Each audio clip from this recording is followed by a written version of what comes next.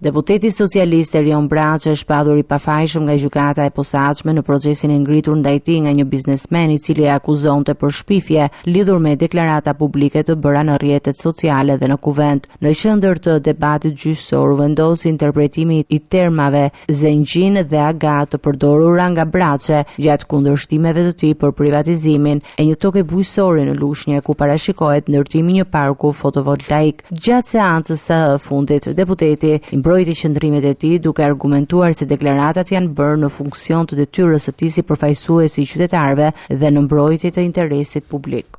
Pikërisht për këtë arsye, unë vazhdoj të qëndroj kërë në kërë asaj që të thënë, që toka e Lumicena është toka e Lumicena.